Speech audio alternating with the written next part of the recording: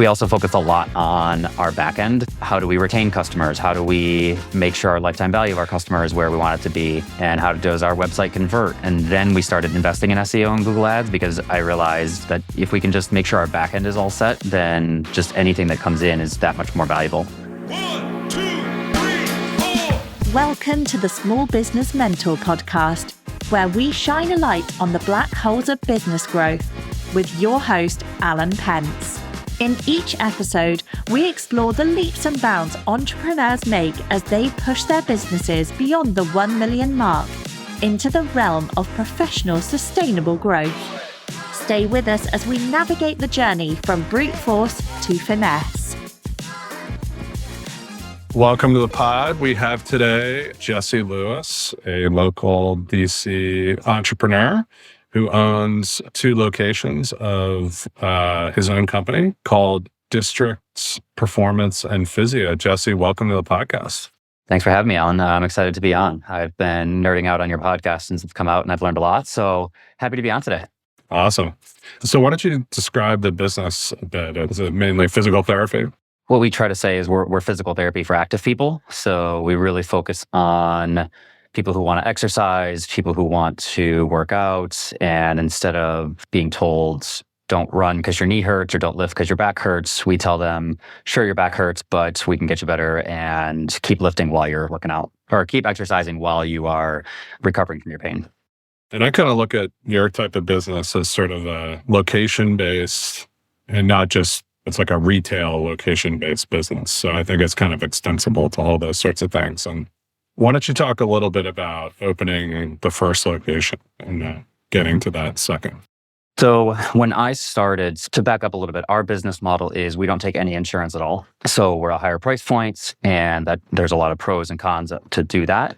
But one of the pros of doing that is it's a very low barrier to entry. So I started myself in a tiny room in a gym. I think it cost me $4,000 to start the company because I was renting from a gym and all the equipment was already there. So it's just me in a small room and we've grown from there. So now we've got 2 locations.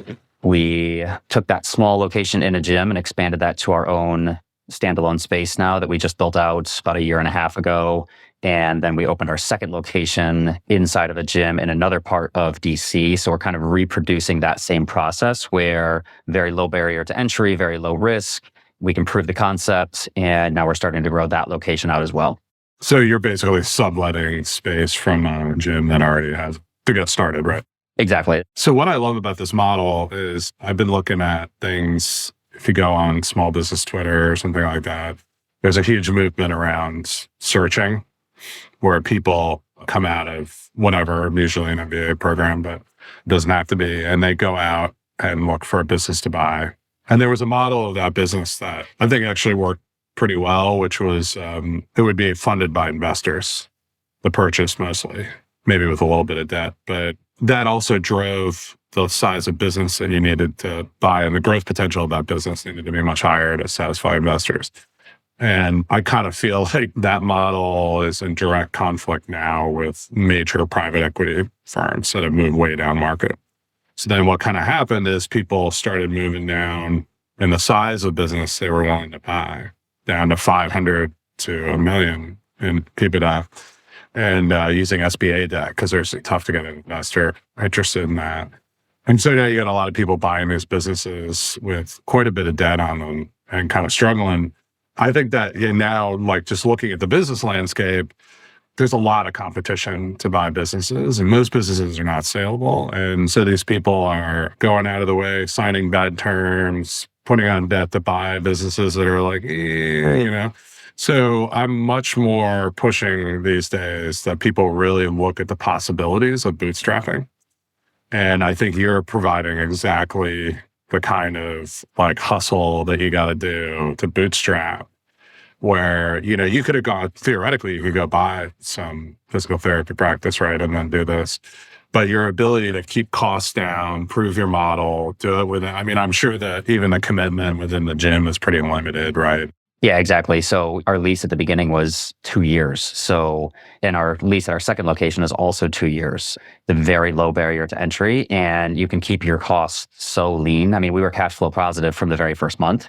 We were able to bootstrap, and while we were probably growing slower than, let's say, if I partnered with somebody or if I tried to start big, it allowed me to refine things along the way and say what worked, what doesn't work. And because we were cash flow positive, just allowed me to say, how do I want to build?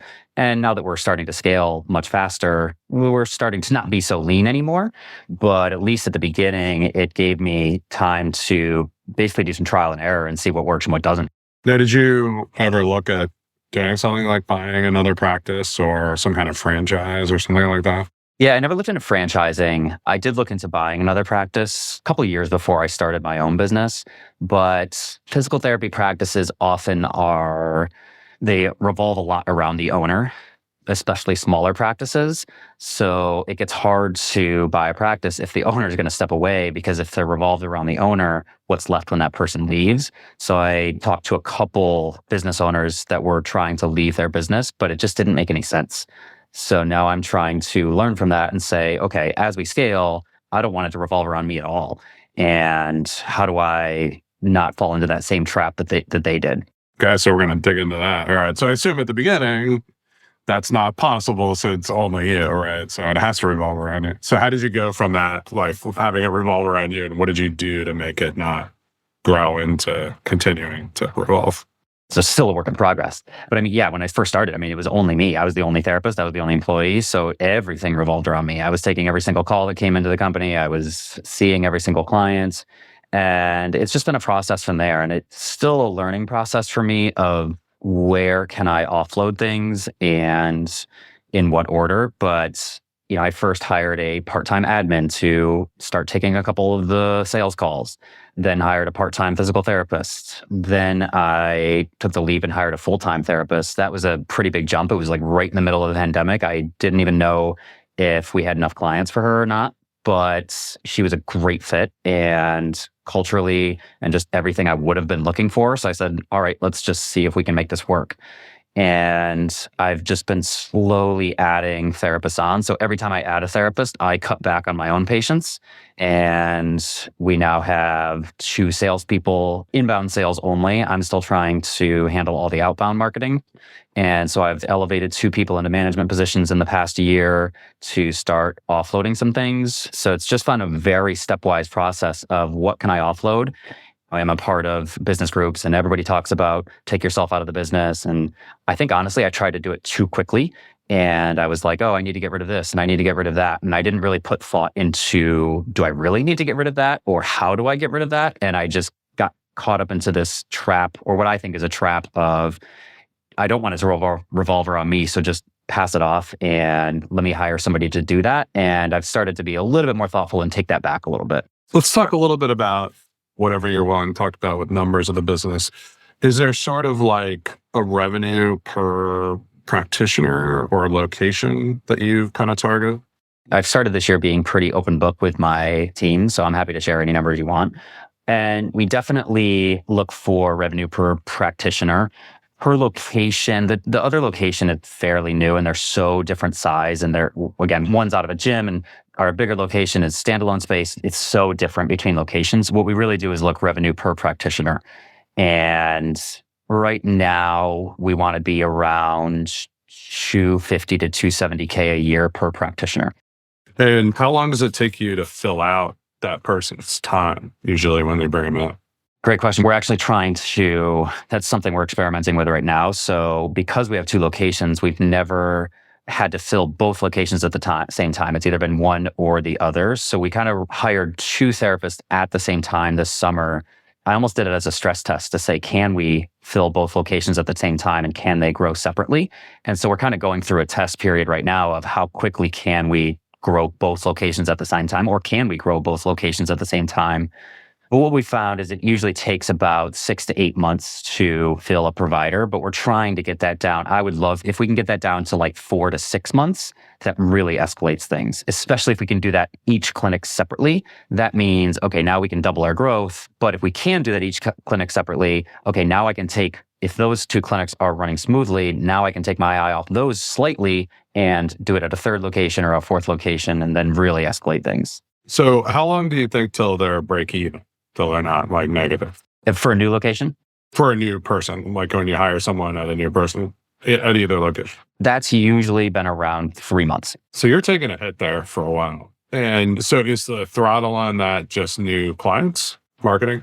Yeah, new clients, because we don't accept any insurance. The nomenclature for us is cash based. Because we're cash based, it just takes longer. Marketing is harder, sales is harder because we're a much higher price point than your typical physical therapist on the street. So client generation is always the key. So that's what you're saying. All right. So, and then you have kind of two governors on your growth. One is, hey, I bring in someone new. It's going to take me 3 months to break even, 4 to 6 months, or more like 6 months to get them to be profitable. And then the second governor is going to be, I can only fit so many physical therapists in a space, right? So you eventually run out of space in locations. Yeah. And then the third governor is finding talented people to do that. Those are definitely the three levers that I have to constantly be figuring out which one do I need to focus on right now. Right. And then how difficult is it to like turn someone into your type of physical therapist? So that's something I try to constantly do is I'm trying to constantly cultivate a bench that we can have therapists that I know and have been talking to for a year that I can reach out to and say, hey, we finally have an opening. Are you interested? This summer, because we hired 2, but then we also lost another. So we're actually trying to hire 3 in a very short period of time. We kind of ran through our bench a little bit. So I'm recultivating that bench a little bit. And it hasn't been that hard up until now, but we are struggling a little bit to fill this next position. And revenue is where now? Like attracted it? So last year we just passed $1 million, like $3,000 over $1 million. And this year we lost therapists, but I'm still projecting probably like 1.4. Okay. That's great growth. 40% growth. But I think what you're saying there, just to highlight it, is, like most businesses, particularly at this stage when they're bootstrapped, right? You've got multiple issues that you're dealing with, right? That have to be, there's marketing, there's recruiting, there's training, there's space, so you're always constantly running from which one is the critical path at which time. And you don't have the resources yet to hire someone to be the space person, another person to be the training person, and recruiting person, another person to be marketing. So I think you said you're constantly kind of rotating between those positions. Is that right? Yeah. And I used to try to do all of them at the same time and was not successful with most of them. So now I'm trying to like really take a step back and say, okay, each month or each quarter, which of these are the things I need to really, really focus on? And also figuring out where can I give people ownership of something, even if it's a small piece of something, how can I give them a small ownership of something? And then that allows them to be successful, but also, even if it's not a full role, allows me to take back 2 hours a week, 3 hours a week, and then it just starts to add up. So essentially, the real governor on your business is your time and maybe a little bit of resources on Google Ads or something, right? But okay, so you elevated a couple of people. So what did you target for those elevations? What are they handling? So one person is my manager at the second location. So she's always been a manager, but she was managing herself. And now we just hired another therapist over there. So she's now managing him and also responsible for part of the growth of that, part of that culture over there. So, she's kind of in charge of that smaller clinic and hopefully will help that grow. And then I elevated somebody to be basically our sales manager, but only our inbound sales manager. So somebody calls us interested about physical therapy. It's our sales team's job to help them understand why, even if we're at a higher price point, we're still the best option for them. So it's a sales call basically.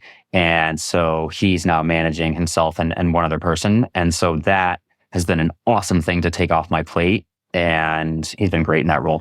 That's right. And actually, I often preach, don't hire a sales manager when you're small. And I think what you've done is actually 100% correct. So I think I would amend my philosophy to say, I think it's really like the lead gen and that producing the customer, not bringing the customer in and integrating. To me, that's more of like almost like a customer success role. And that you can outsource.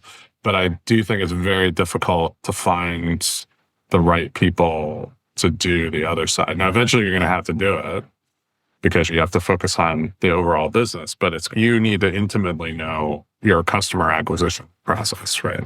Yeah, I couldn't agree more. And I have actually made the mistake. Well, to back up a little bit, I think inbound is much different than outbound. So once you get people to actually want to reach out to you, that sales process is very different. So you can actually empower people to take charge of that.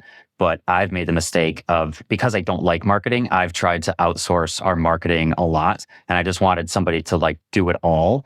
And what I've realized this year is I don't really need someone to do our marketing. I just needed to be more organized with our marketing. So I no longer want to outsource our marketing. Well, I actually do want to outsource our marketing because I hate marketing, but I'm the best person at it and I need to be in charge of it. And I can outsource pieces of it, like our Google Ads, or I can outsource our newsletter, but I need to stop trying to find somebody to do this quote lead generation, which really means nothing.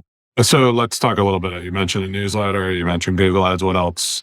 Like what tends to work? Is there like a predictable cycle to it? So when we first started, it was purely me going out in the community and building relationships.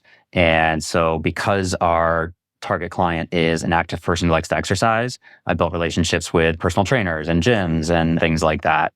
Now we've invested a lot in SEO and Google Ads, and that piece of our engine is running very smoothly. So I can pretty predictably ramp up our lead gen with an increase in Google Ads, or if we get too full, like just yesterday, one of our clinics is too full. So I had to email our Google Ads guy and say, hey, we need to drop our ad spend a little bit actually because we're a little bit too full.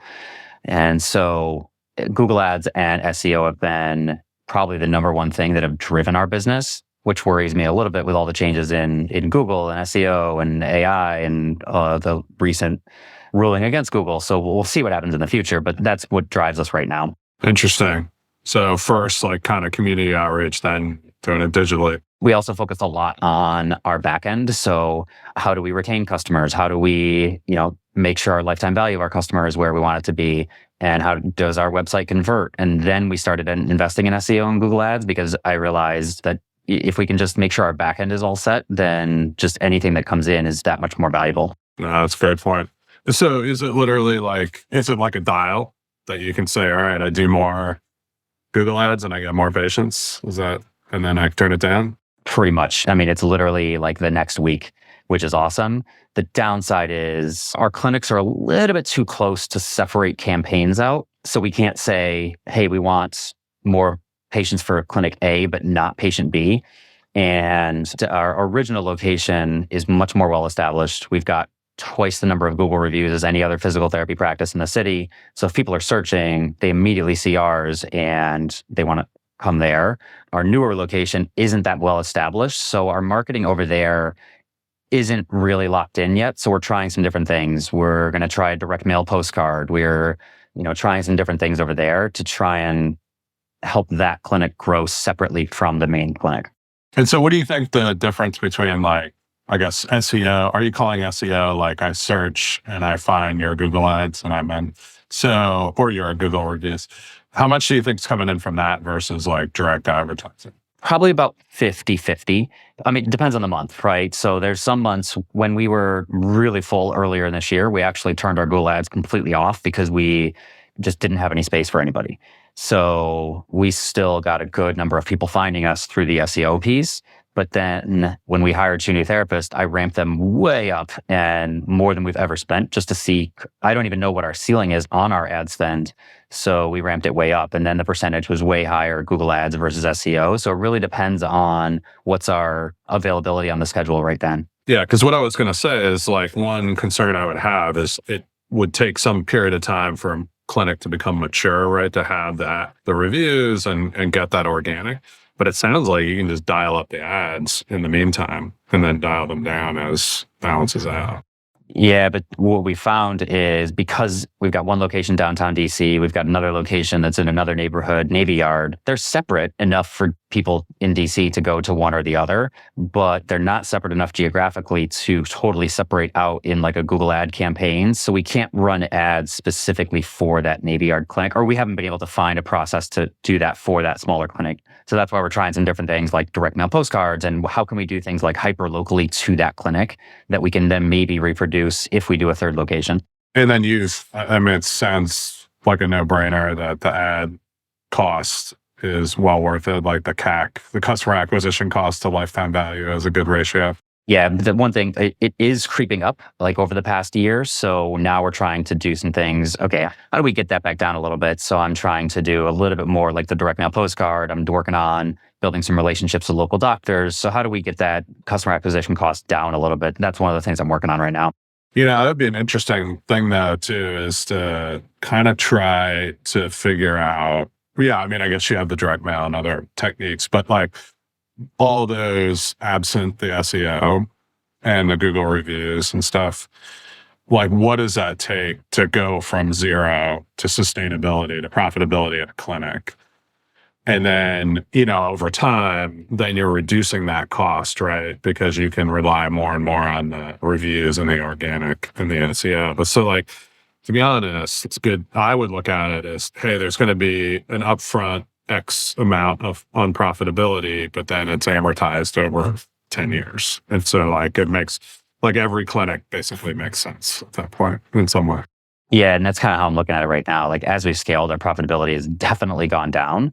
But at some point, our projections are going back up again because we've maxed out our rental space. We've figured out our advertising. We don't need to spend quite as much in marketing, things like that. So I would totally agree with that. Okay, so what are the plans to grow it? The whole company? Yeah. We're pretty close to being maxed out space-wise in our downtown location. So we might be able to squeeze one more therapist in there. And then, like I said, our smaller location, once we get that one, probably this next therapist full, or maybe one more full, that tells me, okay, we've got the marketing figured out for this second location. From there, it's, okay, how do we just reproduce what we did in that smaller location? And then we can do it in another part of the city, or move just outside of the city to a suburb, or we basically just are trying to prove the concept that we can have multiple locations. And then there's nothing stopping us from doing that at maybe like a third location or a fourth location, because we've already done it before and we know what works and we know what doesn't. So would you grow through this renting within the gym model, or would you go to your own spaces? Almost definitely, because it's so low risk. There's a built-in referral source, right, inside the gym. So if we go to a gym that we already have a good relationship with, they're going to refer clients to us. So it's low cost. We have a built-in referral source. And it allows us to like test an area of the city and say, is this area actually worth it? And do we want to invest more of our time or our resources? So even if it doesn't work out, we didn't spend that much and we didn't take that much time, and no big loss. And profitability in these things, what, 15, 20%, something like that? That's one thing we've struggled with a little bit. We're probably mid-teens right now. I'd love to be obviously a little bit higher than that. One of our distinguishing like competitive advantages internally is that I ask my therapist to see a very low number of clients, because there's a huge problem of burnout in physical therapy. Tons of people are leaving the profession, they leave their jobs. So we ask our therapist to see a very low number, which gives great job satisfaction. We've only lost one therapist ever in 5 years. But at the same time, that limits how much is a therapist generating in a year. And so to keep salaries competitive, our profit margin has been mid-teens, which is not bad, but it's definitely a limiting factor for sure. So it's a competitive advantage internally, recruiting, retention, but it's a direct competition with profitability. Just my take on hearing that without knowing the facts in the industry is, I would think two things. One is, I would think 1 in 5 years is probably too good a ratio, right? And then I would think about incentive plans, right? Kind of let people do their own thing so that they can make some more money and they can opt to do it, right? And then maybe the burnout is less. But anyway, those are just, quick thoughts. So, is your goal to stick local to the DMV and do that, or do you have bigger ambitions? Great question. So I went through the 10X is better than 2X exercise, as you always tell people to do. I did that last year, actually. And what I realized was there was kind of a very similar inflection point for any path. For me, to 10X, you either need to start rolling clinics up, you need to franchise, or you really need to scale to multiple locations. There's probably other ways, but those are probably the three main ways to do it.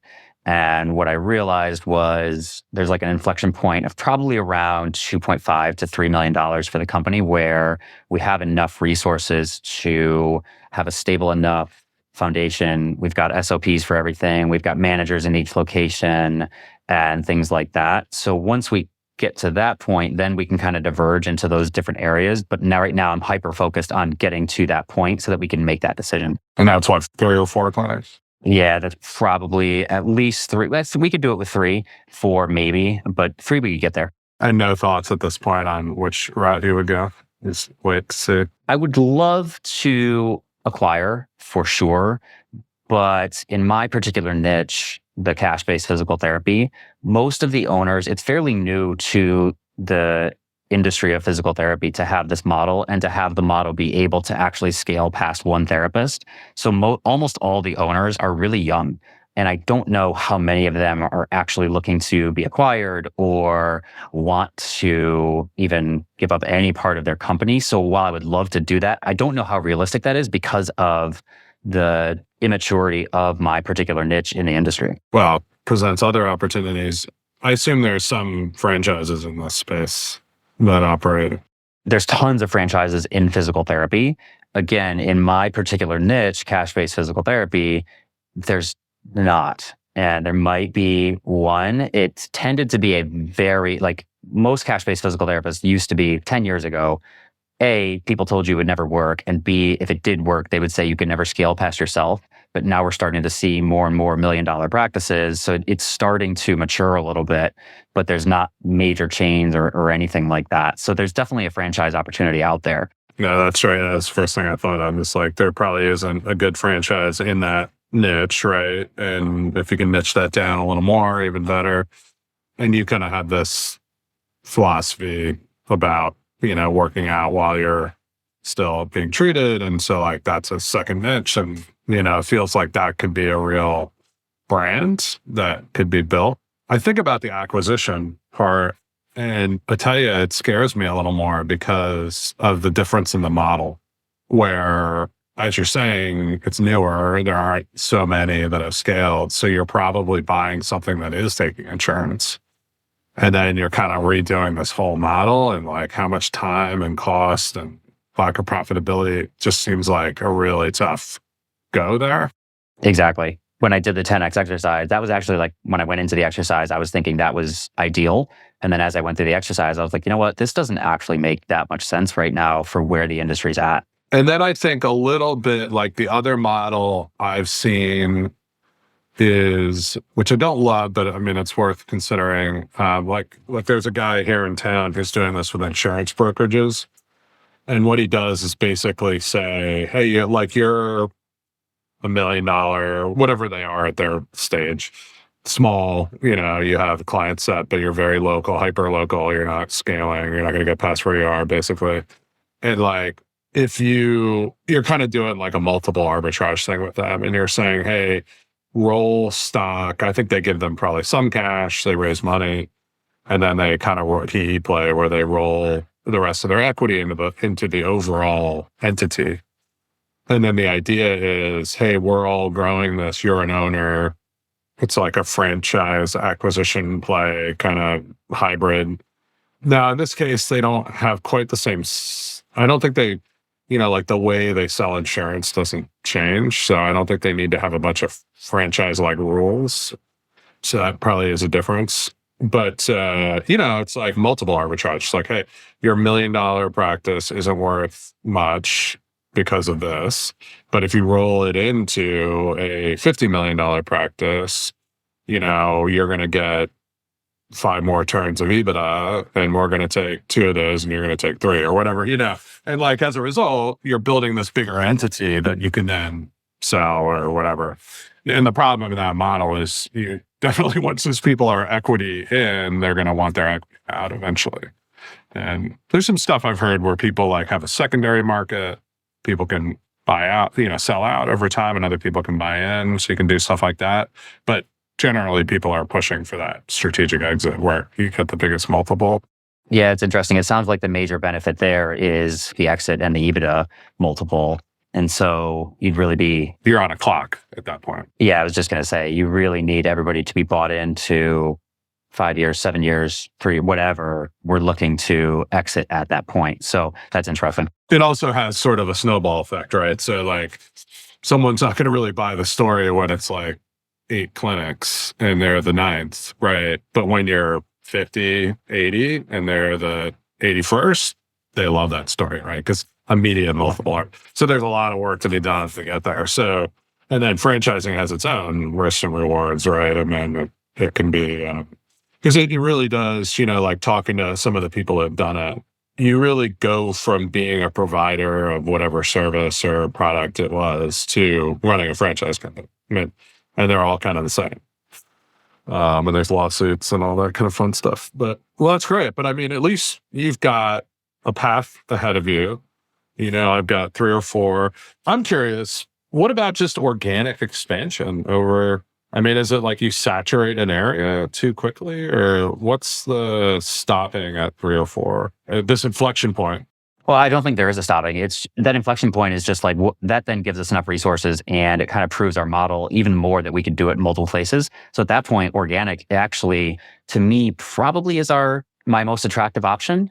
And we just say, okay, can we do different neighborhoods in DC, but also then let's start to go to outside of DC. And not necessarily hyper-local, but there's no reason to go to Philadelphia when we can go into Virginia and Maryland. And can we get to 5 or 6 clinics? Even that's pretty rare in the cash-based world. So there's no reason to stop at 3 or 4. That's just like the next inflection point. But from there, I think probably organic is going to be the best decision. But I've got a couple years to figure that out, and I'll do the 10X exercise again, and we'll see what happens. And of course, I guess the other option is you go raise money to just open more clinics, right? And you can acquire or not acquire or whatever. So that's the other option. And it's once you dial, I mean, I like the idea that this is like kind of newer model, couple of niches, you're building out. And then one thing I wanted to emphasize to people is like how you're building out SOPs for everything. Like everything's supposed to be run by an SOP. You're basically turning it into a franchise before it is a franchise, right? Trying to, yeah. And I think I tried to do that too quickly at first. And I was like, oh, we need an SOP for everything right now.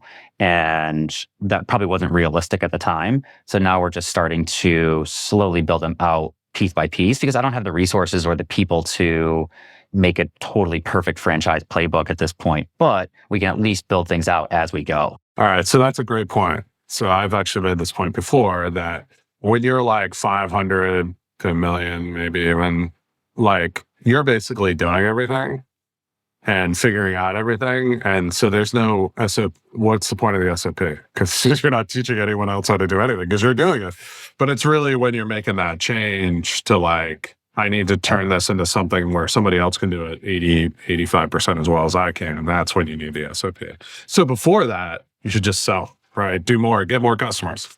And that was my mistake is I tend to be like a hyper organizer. So I think everything needs to be like perfectly organized and we're not organized enough and this isn't detailed enough. I tried to outsource the marketing and do the SOP piece where I should have totally reversed that and just focused on not try to offload the marketing way too early. Fascinating. And tell me a little bit about your culture efforts. So we have on the board behind you, it's a brainstorm. You can see how my brain works behind me. For those on the podcast, it's a mess. Yes, I mean, one thing that we have our core values and we're pretty solid on our core values. But what I realized is we're pretty solid on our core values externally, but we haven't necessarily defined what our core values look like internally. So I do a yearly survey every year. And one of the things that people said on the survey last year was, would love to collaborate a little bit more with people. We could probably work on communication. So I said, great. When we did our yearly plan, I said, let's plan on Q3. We're really going to focus on collaboration and see more communication. And so the first step, what we realized is we first need to define, like, what do we want that to look like? So we're working right now. I brought in a leadership coach. He's working with my team to just talk through what does communication look like? What does it look like to show up for each other? So we're trying to focus on that culture and communication piece because, again, we don't pay top of the market, but I want people to love working here, and that's our competitive advantage. So really spending time and making it intentional. What does our culture look like? Otherwise, I think a lot of physical therapy companies, culture kind of gets away from them. There's no intention behind it. So I'm trying to make sure that, that's, again, a competitive advantage for us. That's cool. One thing that we found that worked that I've been talking about more, this does take you have to be in business for a little longer, but I started looking through reviews that we did. So we document reviews, but you don't necessarily have to have the documents. But it's like when you ask people who's good at their job, or like why someone got fired or why someone got promoted, and you just listen to the words that people use, those are like your values. And it's like, we tended in early days when we did our values to be very like aspirational. And so it's like, oh, we want to be like this. But it was like, are we like that? No. And like often our aspirations sound good, but we actually don't really want them. And what I found and again, I think this might be a maturity thing too. I've been in business for 17 years. When they really registered, it was around the things that got people hired and fired and promoted and those kinds of things. And then when we locked into that, it definitely made a lot more sense. And it was like taking an ideal kind of employee almost, and what are the words that keep getting used about that employee and why? That's interesting because that's basically what we did for our core values. But when we did that, we did it as a team. Looking back, we really focused on what do our core values look like when we're working with our clients, and how do we want our clients to feel? And so now we're that's interesting because now I might kind of reverse the process and ask people, maybe without naming names, who's the top performer, who's the bottom performer, and why do you think that? And see what comes up consistently between those. And I think a lot of it needs to be driven by you too. I think you should do that to yourself, right? And that should be the primary, because in the end, you're the one creating and running the culture.